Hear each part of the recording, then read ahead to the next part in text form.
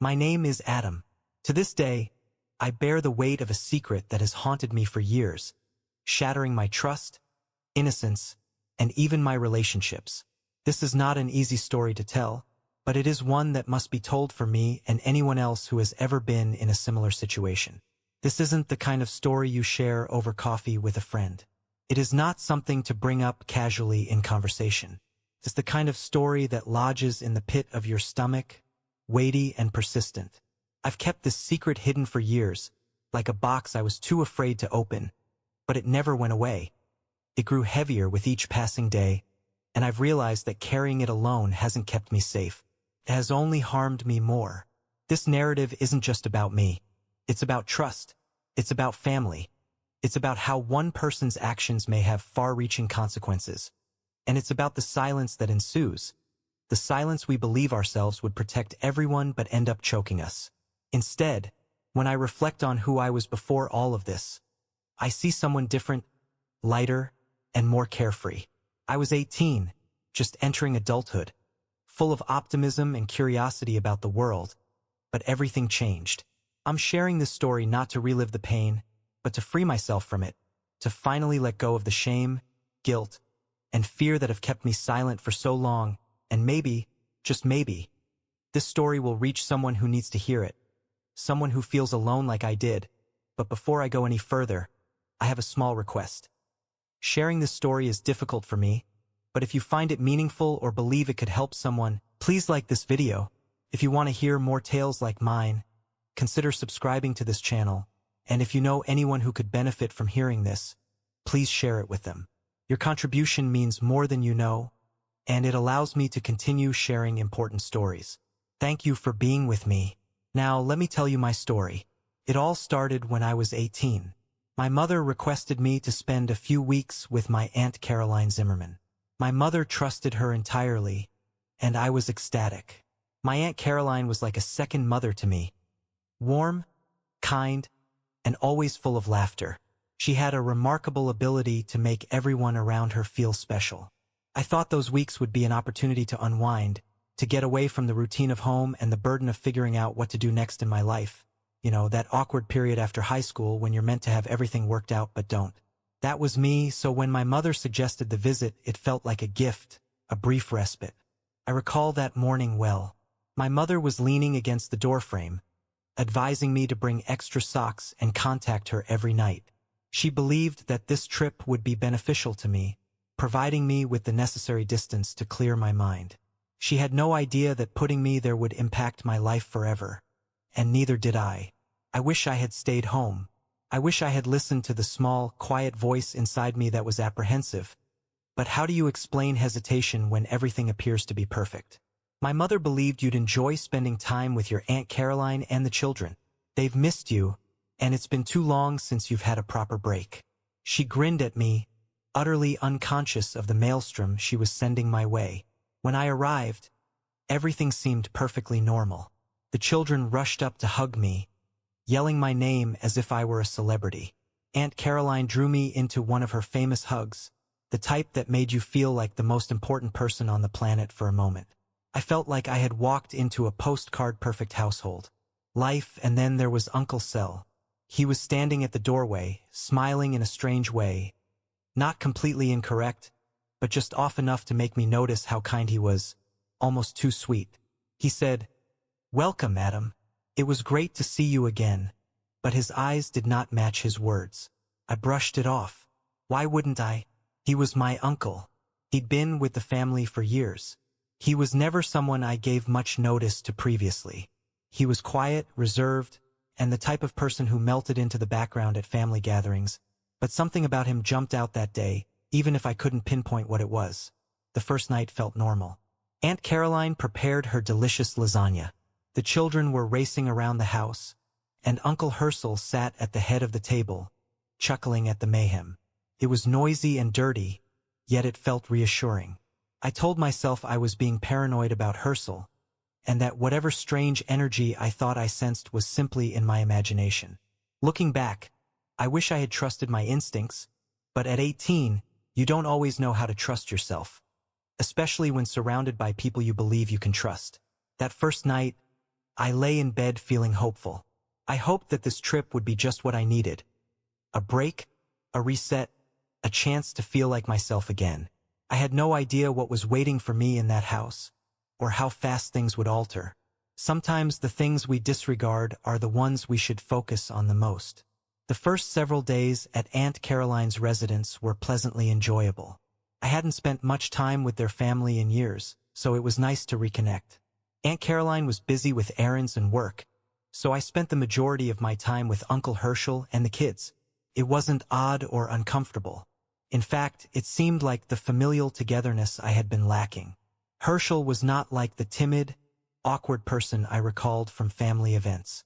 He was witty, attentive, and, to be honest, very cool. I wondered if I'd misjudged him. On the second day, we spent all afternoon playing video games. I'm bad at these, but the kids had a great time and Herschel even participated. That was nice. Easy. For a time, I forgot about all the minor details that had seemed odd when I arrived. I recall thinking that this is how family should feel. Herschel was incredibly kind with the kids, assisting them with their turns and encouraging them on. I began to let down my guard, assuring myself that any strange feelings I'd had were just in my brain.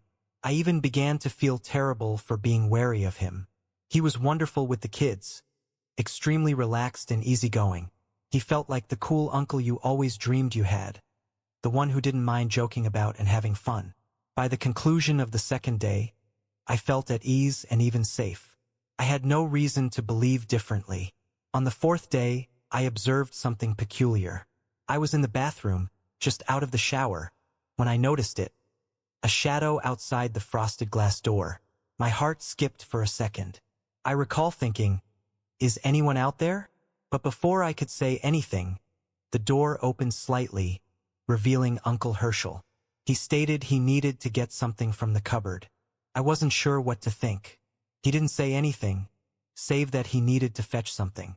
He gave me a short glance before leaving the room. I told myself it was nothing, that it was natural for him to take something from the restroom. After all, it was his house. Looking back, I understand how naive I was. I wanted to believe the best of him. I didn't want to believe there was anything inappropriate about it, so I pushed the thought aside and opted not to bring it up at the moment. It didn't seem like a big problem. It was simply an awkward time. The next day, everything seemed normal. He pretended nothing had happened, and I honestly convinced myself that nothing had. He was courteous, helpful, and as kind as always. I kept telling myself, "It's all in your mind, Adam. Don't overthink it." And for a while, I believed it. However, the most dangerous people are not often the most obvious. On the third or fourth day, Uncle Herschel began taking me around the property. It was innocent enough, or so I thought myself. He seems genuinely delighted to tell me about the garden and the trees he had planted, and even the old shed where he stored his tools. We also went on a couple walks around the neighborhood, just the two of us. Felt normal. He inquired about my education, hobbies, and long-term goals. I assumed he was simply trying to be kind and fill the void while Aunt Caroline was away. I didn't see anything wrong with it at the moment, but every time I went to the bathroom, I noticed the same thing. A shadow hovering outside the door. It was subtle, transient, yet constantly present. At first, I assumed it was a coincidence. Perhaps he wanted something from the cupboard, perhaps it was one of the kids going by. I convinced myself that it meant nothing. Why would it? This was my uncle, my aunt's husband, and I trusted him. I tried to ignore it, but part of me couldn't. There was something unnerving about the way he moved around me, constantly looking for a reason to be nearby and always observing, but I convinced myself I was just imagining it. Everything changed after Aunt Caroline departed the house with the kids. Aunt Caroline needed to conduct some errands one afternoon and decided to take the kids with her. She informed me and Uncle Herschel that they will be returning in a few hours. It seemed like any other day, but as soon as the door closed behind them, the air in the home changed, becoming quieter and heavier. I was in the shower when I heard a knock on the bathroom door. My heart skipped a beat, but I told myself it was probably nothing. Perhaps he needed something similar to what he had previously. But then the door opened and he appeared. He answered, "Do not worry. It is just me. I needed to get something." His speech was nonchalant, almost too casual, but he did not leave. He simply stood there staring at me, and then he began saying things that no one should ever say to someone half their age. He called me beautiful, but not in a loving or fatherly way. The way he said it made my skin crawl. He then requested me to try something new with him. I couldn't believe what I heard. This man, my uncle, was standing there speaking these things to me as if they were normal and acceptable. I froze. I wasn't sure what to do. My mind was racing with ideas on how to get out of that situation without making things worse. And just as he got closer, we heard the front door bang. His smallest child had forgotten a toy and dashed back inside the home. That sound saved me. He departed as suddenly as he arrived, like if nothing had occurred. But for me, everything had changed.